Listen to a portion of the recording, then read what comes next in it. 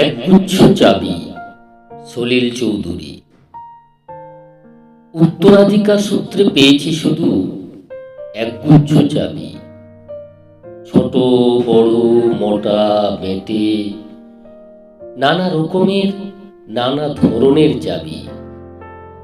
মা বললেন,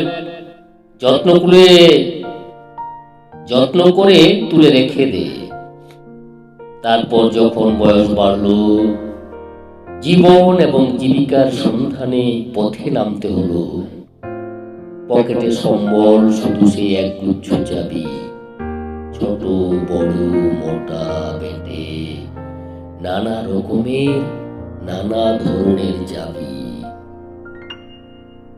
কিন্তু যেখানেই যাই সামনে দেখি প্রকাণ্ড এক দরজা, আর তাতে ঝুলছে প্রকাণ্ড এক তালা।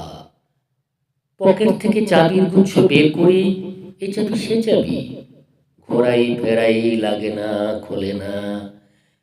শ্রান্ত হয়ে ঘরে ফিরি, মা দেখেন আর হাসেন, বলেন, ওরে তোর বাবার হাতেও ওই চাবি দিয়ে ওই দরজাগুলো খোলেনি?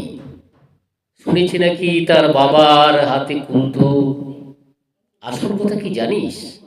এসব চাবি হলো সততার, সত্যের, যুক্তির, নিষ্ঠার। এসব দরজাগুলো খোলে না, তবু তুই ফেলে দিস না।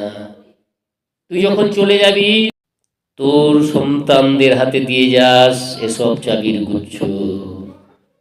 হয়তো তাদের হাতে, হয়তো কেন নিশ্চয়ই তাদের হাতে একদিন ওই সব সততার, সত্যের, যুক্তির, নিষ্ঠার চাবি দিয়ে জীবনের বন্ধ দরজাগুলো খুলে যাবে, খুলে যাবেই।